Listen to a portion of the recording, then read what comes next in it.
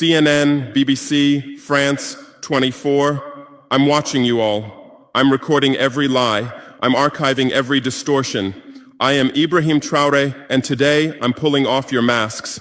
Yes, you heard correctly. I, whom you call a young military junta leader, whom you brand as a dangerous radical, whom you serve up as an anti-Western dictator, am now telling you the truth. And this time you cannot turn off your microphones. This time you cannot turn away your cameras. This time your editors cannot cut this speech. Because the world you monopolize no longer exists. Because millions will hear these words now, without passing through your filters, without being subjected to your distortions, without being muddied by your lies. I am 34 years old. Every day of my life, I grew up with your lies. As a child, I would watch Africa on television. Always the same images. Children with flies, dry lands, weapons, death. This is Africa, they told us. This is what Africa is. And we believed it. We were ashamed of ourselves. We were ashamed of our own lands, of our own people. But then I grew up. I read, I researched, I questioned, and I understood that the Africa you showed us wasn't real. The story you told us was a lie. The fate you imposed on us was a script you had written. For years, how have you portrayed Africa? How have you shown it? How have you sold it to your viewers? As if we were creatures who had no share of humanity, as if we were savages left outside of civilization, as if we were wretches waiting for you to save us. Every day, every hour, every minute, the same story plays on your screens. Hunger, war, disease, corruption, terror, chaos. These are the words that come to mind when Africa is mentioned. In your Africa dictionary, there are no other words. No hope, no success, no development, no resistance, no honor, no pride, no victory. So I ask you, New York Times, Washington Post, Guardian, Le Monde, have you ever made Africa's successes your headlines? How many times have you written about Rwanda's technology miracle? How many times have you shown Ethiopia's reforestation project? How many times have you praised Botswana's democratic success? How many times have you described Kenya's entrepreneurial ecosystem? No, because these don't fit your scenario. Your Africa cannot be successful. It cannot, because then how will you legitimize your exploitation? If it's not in need of help, how will you intervene? If it's not backward, how will you look down on it? Have you ever asked yourselves, has any editor sitting at their desk, any news director in a meeting, any columnist at their keyboard ever thought, why are the people of the world's richest lands poor? Here are the numbers for you, real numbers. Africa owns 70% of the world's cobalt reserves. Your cell phone, your computer, your electric car won't work without cobalt. This cobalt comes from Congo, but Congolese can't afford cell phones. Africa owns 90% of the world's platinum reserves. Catalytic converters, electronic devices, medical implants, they all need platinum. This platinum comes from South Africa, but South Africans are crushed by unemployment. Africa provides 30% of the world's gold production. Mali, Burkina Faso, Ghana, Tanzania. Gold flows like rivers from our lands. But our people swim in poverty. Africa supplies 65% of the world's diamond production. Botswana, Angola, Congo, Sierra Leone, billions of dollars worth of diamonds are extracted, but our miners live on $1 a day. Africa owns 35% of the world's uranium reserves. Niger, Namibia, South Africa. Nuclear plants run on our uranium. Paris lights burn with our uranium, but our villages have no electricity. And you still ask, why is Africa poor? No, the right question is, how was Africa kept poor while being so rich? Here's your answer. Colonialism didn't end. It changed shape. You used to come and occupy our lands. Now you come and establish companies. You used to take by force. Now you make agreements. You used to rule with the whip. Now you rule with credit. Let me give you concrete examples. With numbers, names, dates, but you'll never write about these. Glencore, Swiss-based mining giant, extracting cobalt in Congo. 2022 revenue, $256 billion, a tax paid to Congo, $500 million, that's 0.2%. Is this justice? Rio Tinto, British-Australian mining giant, extracting bauxite in Guinea, 20 million tons annually. What's left for Guinea? Environmental pollution and cancer. Total, now Total Energies, French oil giant, extracting oil in Angola, Nigeria, Congo. 2022, profit, $36 billion investment in Africa, dirty pipelines, Anglo-American, founded in South Africa but now in London. Diamonds, platinum, iron, taking everything. What it left in South Africa? 6 million unemployed miners. And these are just the tip of the iceberg. What about the invisible, the secret deals, the offshore accounts, the transfer pricing tricks? Every year, $88 billion in illegal money flows out of Africa. Who writes about this? Every year, $45 billion in aid comes to Africa. Everyone writes about this, but no one says Africa is not the continent receiving aid, it's the continent giving aid.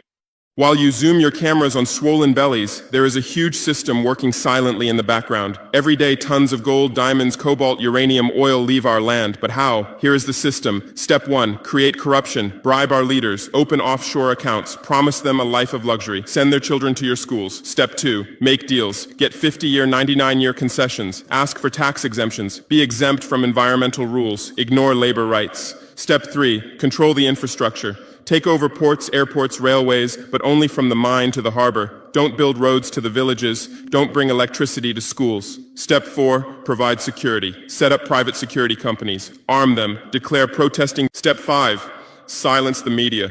Buy local journalists. Suppress opposing voices. Serve internal unrest news to international media. And this is how the system works. It's been working like this for 100 years, and you don't see this system. You don't want to see it, because you're part of the system too.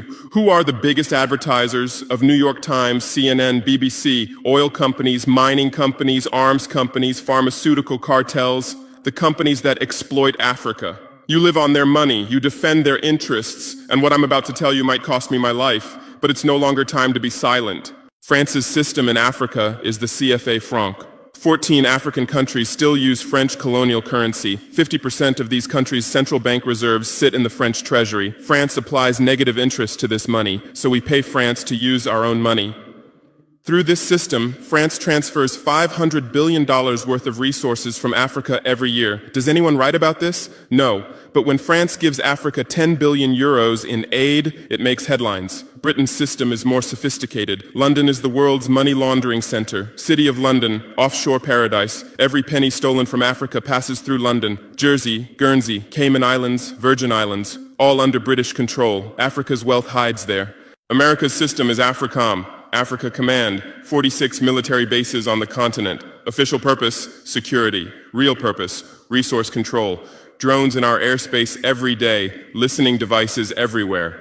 They say fighting terrorism, but it's not terrorists, it's people's leaders who are targeted. China is the new player, says win-win, builds infrastructure, gives credit, but in exchange for what? 99-year port concessions, mining rights, agricultural lands, debt-trap diplomacy, ask Sri Lanka, ask Zambia, and you write about none of this. Why? Because you're not free press, you're corporate press, your bosses are billionaires. Jeff Bezos bought Washington Post. Why? For love of journalism? Rupert Murdoch's media empire, Fox News, Wall Street Journal, The Sun, The Times, all from the same hand, all giving the same message. West is good, others are bad. Carlos Slim is the largest shareholder of New York Times, Mexican billionaire. Where's his wealth from? Monopolized telecommunications, got rich off Latin America's back, now controls America's most respected newspaper. And you claim to do independent journalism? Who are your editors? Which schools did they graduate from? Harvard, Yale, Oxford, Cambridge? Always the same elite schools, always the same worldview, always the same prejudices. How are your reporters selected? How many languages does your Africa correspondent speak? French, English, that's all. Swahili, Hausa, Yoruba, Amharic, they don't know. They can't talk to the people. Your sources are always the same. Western diplomats, NGOs, experts, and then you come and lecture us. They killed Patrice Lumumba, January 12, 1961. CIA agent Larry Devlin confessed. Belgian mercenaries executed. They dissolved his body in acid, took his teeth as souvenirs. In 2022, that tooth was returned from Belgium to his family after 61 years. And what did you say then? Chaos in Congo. You didn't ask about the killers. You didn't investigate CIA documents. You didn't write about Belgium's crime. They killed Thomas Sankara, October 15, 1987. My hero, Africa's hope. Vaccinated 2.5 million children against measles and meningitis, planted 10 million trees, raised literacy rate from 13% to 73%, gave equal rights to women, banned FGM, ended corruption, sold Mercedes cars, used Renault 5, rejected IMF and World Bank. And most importantly, he said, we will not pay Africa's debts. We didn't make those debts. The puppets before us made them on behalf of colonizers. That's when he had to be killed, and they killed him. Who killed him? His best friend, Blaise Compaoré. With whose support? France. Want proof? Look at the Focart archives. Jacques Faucard, France's Africa Affairs advisor. Everything is written there. And what did you say? Military coup in Burkina Faso. You didn't write about Sankara's dreams. You didn't tell about his projects. You didn't show his successes. You just said, another dictator died, Muammar Gaddafi. Yes, he was a dictator. Yes, he was ruthless. But what had he done in Libya? Per capita income $12,000, Africa's highest, literacy rate from 25% to 87%, life expectancy from 51 to 74, free healthcare, free education, $50,000 for newlyweds, interest-free loans for homebuyers, $5,000 for new births, gasoline 14 cents per liter, great man-made river, irrigation project to green the desert, and Gaddafi's real crime, dream of United States of Africa, African Central Bank project, African Investment Bank, African Monetary Fund, and most dangerous, gold dinar, refusing to sell oil for dollars. October 20th, 2011, lynched in Sirte, Hillary Clinton laughed. We came, we saw, he died. Now look at Libya. 3 different governments, endless civil war, ISIS, Al-Qaeda running wild slave markets exist. Even CNN showed in 2017, oil being looted, weapons depots emptied, spread across Sahel. Do you call this democracy? Do you call this freedom? Do you call this success? And whose turn is it now? The Sahel, Mali, Niger, Burkina Faso. You want to make us Libya too. You want to make us Syria. You want to make us Iraq. But not this time, because we've awakened, because we've learned, because we've united. Operation Barkhane, France's Sahel adventure, 2013-2022. Official purpose, fighting terrorism. Real purpose, resource control, 5 through 100 French soldiers. €1 billion annual budget. What's the result? 2013, 500 terrorists in Mali. 2022, 5,000 plus terrorists in Sahel, tenfold increase. What kind of success is this? But what were French soldiers doing? Protecting Niger's uranium mines for Areva, Orano, securing oil pipelines for total controlling ports and railways for Bolloré, and fighting terrorism? No, the opposite. Terrorists couldn't come within 50 kilometers of French soldiers, but they could easily burn our villages. Why? Because chaos served their purposes. If there's chaos, they could stay for security reasons. MINUSMA, UN peacekeeping force. In Mali, 15,000 soldiers, 1.2 billion annual budget. 10 years, result, 300 plus. UN soldiers died. Thousands of civilians died. Terror didn't decrease, it increased. And now you say Wagner is dangerous. Russians are taking over Africa.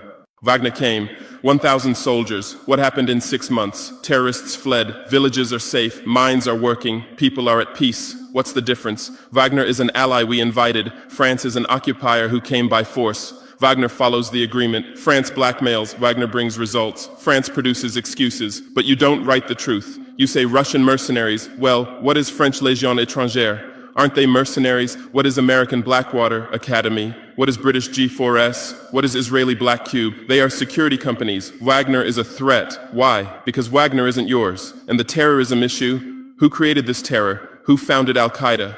1980s, Afghanistan, CIA, Pakistan ISI, Saudi money, against Soviets. Bin Laden was CIA's man. You called them freedom fighters. Who supported Taliban? Again, you. Heroic mujahideen against Soviet occupation. You gave weapons, gave money, gave training, then you lost control. How was ISIS born? 2003, Iraq invasion.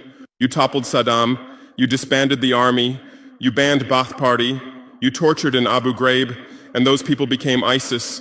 Then Syria. You said Assad must go. You said moderate rebels. You gave weapons. Those weapons went to ISIS, went to al-Nusra. You destroyed Libya. Who looted Gaddafi's weapon depots? Where did those weapons go? To Mali, to Niger, to Burkina Faso, to Nigeria, to Chad? Who strengthened Boko Haram? In 2009, Nigerian police killed their leader Mohammed Yusuf. Extrajudicial execution. What did you say? Nothing. Where were your human rights organizations? Silent. Then revenge started. Boko Haram radicalized. But where did they find weapons? From Libya that you destroyed. And now you come to lecture us about fighting terrorism. You're helping us clean up the monsters you created? No, we've seen the game now. Terror is your Trojan horse. You come with the excuse of terror, you stay, you exploit. But it's over now. We'll provide our own security, we'll fight with our own methods, and we'll win. Because we are the children of this land. We know this land, we know these people. We can distinguish terrorist from villager. We don't fight from drones, from satellites, from 10,000 kilometers away like you. And we're winning. In Mali, in Niger, in Burkina Faso, terror is ending. Villages are safe. People are hopeful. Because now our own army, our own police are fighting, not for foreigners, but for the people. But you can't digest this. You say democratic backsliding. You say human rights violations. Which democracy? Which human rights? How many people are detained without trial in Guantanamo? What happened in Abu Ghraib? Who did you kill in Bagram? Who did you torture in CIA's black sites? Why is Julian Assange in prison for exposing your war crimes? Why did Chelsea Manning spend years in prison for leaking the truth? Why is Edward Snowden a fugitive for revealing you spy on everyone? And you lecture us about human rights. How many civilians died in your drone strikes? You say collateral damage and move on. How many weddings did you strike in Pakistan, Yemen, Somalia? How many schools did you bomb? How many hospitals did you burn? And you teach us the laws of war? Look, I come from war. I know the front. I've seen death. I've carried wounded soldiers. I've consoled mothers of martyrs. And I tell you, a real soldier protects his people. A real soldier doesn't harm civilians. A real soldier fights with honor. Your mercenaries, your drone pilots, your special forces, they're not soldiers, they're killers. They kill people by pressing buttons from 10,000 kilometers away, then go home and play with their children. We don't fight like that. We look our enemy in the face. We protect civilians. We fight with our honor. We die with our honor. And we'll win. Because the righteous win. Because those who fight with their people win. Because those who fight for their land win. Let's return to your media. I know how you work. I have friends who work within the system. There are journalists with conscience, but they stay silent. Why? Because the system silences them. Those who write the truth get fired. Investigative journalists are laid off due to budget cuts. Dissenting columnists are shown the door because reader interest has declined. And what replaces them? Experts from think tanks, NGOs, universities, all saying the same thing, all defending the same thesis. West is good, Africa is bad. So who are these experts? Where do they get their funding? National Endowment for Democracy, NED, American democracy exporter, CIA's legal arm, has fingers everywhere, funds opposition, directs media, creates civil society. Open Society Foundations, George Soros's organization, says open society, but open for whom? Open to what? Open to exploitation, open to intervention, open to manipulation. Ford Foundation, Rockefeller Foundation, Bill and Melinda Gates Foundation, all in Africa, doing aid. But what do they get in return? Control, data, influence. And your media is their trumpet. You headline, Gates is saving Africa. But you don't say, how many African children were paralyzed by Gates's vaccine trials? How many farmers committed suicide because of Monsanto seeds? You're masters at storytelling, but always the same story. White savior. Remember Live Aid? 1985. We Are the World, charity concert for Africa, millions raised. What came to Africa? Corruption increased, dependency increased. But it was a great story for you. Bob Geldof became a hero. Musicians looked conscientious. Viewers felt good about themselves. Africa remained hungry. Remember Kony 2012? Viral video. Stop Joseph Kony. 100 million views. Result? Kony is still free, but the video maker got rich. Invisible Children organization collected millions. What came to Uganda? American soldiers. And you present these as success stories. Angelina Jolie, Madonna, Bono, all Africa volunteers. They come, take photos, adopt children, leave. And you say, interest in Africa increased. What interest? Whose interest? Interest for what? Madonna adopted from Malawi. You made headlines. But 100 children die from malaria every day in Malawi. You didn't write that, because that news doesn't sell. Bono became Africa's spokesperson, raised billions with U2 concerts, but moved his company to Netherlands to avoid taxes. Money stolen from Africa also passes through Netherlands. Did you write about this? George Clooney campaigned for Darfur, said save Darfur. Result? Sudan split. Oil remained in South Sudan. South Sudan is now in civil war. Who's getting the oil? Take a guess. And you always present these as humanitarian aid. But these are imperialism's soft face. These are exploitation's PR. Let me give you real numbers. Every year, 134 billion in aid and investment comes to Africa. Every year, 192 billion in resources leave Africa, net loss, $58 billion every year. But you only write about the incoming $134 billion. You don't write about the outgoing $192 billion. Why? Because then people will ask, why does Africa need aid? Illicit financial flows, 88.6 billion year multinational corporations profit transfers, 48.2 billion year debt interest, 17 billion year brain drain cost, 13.8 billion year climate change cost, 10.6 billion year illegal logging, 17 billion year illegal fishing, 1.3 billion year total, $192+ billion every year. This much resource leaves Africa every year. But what are your headlines? EU announces 20 billion euro aid package for Africa. China gives Africa $60 billion in credit. America grants Africa $8 billion. People read these and think how generous they are, how charitable, how ungrateful Africa is. But the truth is the opposite. Africa is financing your standard of living. Africa is subsidizing your prosperity. Africa is making your technology possible. The cobalt in your iPhone, from Congo, the lithium in your Tesla, from Zimbabwe, the tantalum in your computer, from Rwanda, your jewelry, from Botswana, your chocolate, from Ivory Coast, your coffee, from Ethiopia, your oil, from Nigeria, your uranium, from Niger. And what do we get in return? Debt, poverty, humiliation, but enough. This game will end now because we've awakened. Our youth are sharing the truth on social media. Bar France out hashtag used 100 million times. Africa is bleeding 50 million. On Stop Exploiting Africa, 75 million. And what are you doing? You say Russian bots. You say Chinese propaganda. You say disinformation. No. These are real voices of real Africans. This is real anger. This is real awakening. There are millions of youth on TikTok, videos celebrating French soldiers leaving, images applauding Wagner's arrival, content explaining the truth on Twitter, Instagram, Facebook. The same voice everywhere. Enough! And you're panicking because you're losing control. You're losing the narrative. You're losing the monopoly. You established fact-checking organizations. Africa Check, AFP Fact Check. Who funds these? Facebook, Google, Bill Gates. The same system again. What are you checking? Whose facts are you defending? We say France exploits $500 billion a year. You say false. Only $440 billion. As if that changes the situation, as if 440 billion is little. We say Wagner has been successful. You say Wagner violates human rights. Well, what were French soldiers doing? Bombing Fulani villages, arming Dogon militias, accidentally striking weddings. Your hypocrisy is so obvious that no one believes you anymore. Remember what Anderson Cooper said on CNN? Democracy is declining in Africa. Which democracy, Anderson? Your democracy? America's democracy? Your Capitol riot, January 6, 2021. You said, attack on democracy. 5 people died. Our Sankara assassination, October 15, 1987. You said, internal matter. 1 person died, but that person was the hope of 20 million people. In your elections, corporations fund candidates, lobbyists write laws. You call our elections rigged. In your country, police kill blacks. George Floyd, Breonna Taylor, Ahmaud Arbery. You lecture us about police violence. On BBC, Kasia Madera presents Africa News. Polish origin. How many years has she lived in Africa? How many African languages does she speak? But every day she speaks as an Africa expert. Africa is like this. Africa is like that. On France 24, cameramen, editors, producers, most are French. Even Africa correspondents are mostly French, and they do objective journalism. Even Al Jazeera. Qatar funds it. What business does Qatar have in Sahel? But every day they report Sahel crisis. Whose crisis are they telling? Deutsche Welle, Voice of America, RFI, all state media, all propaganda tools.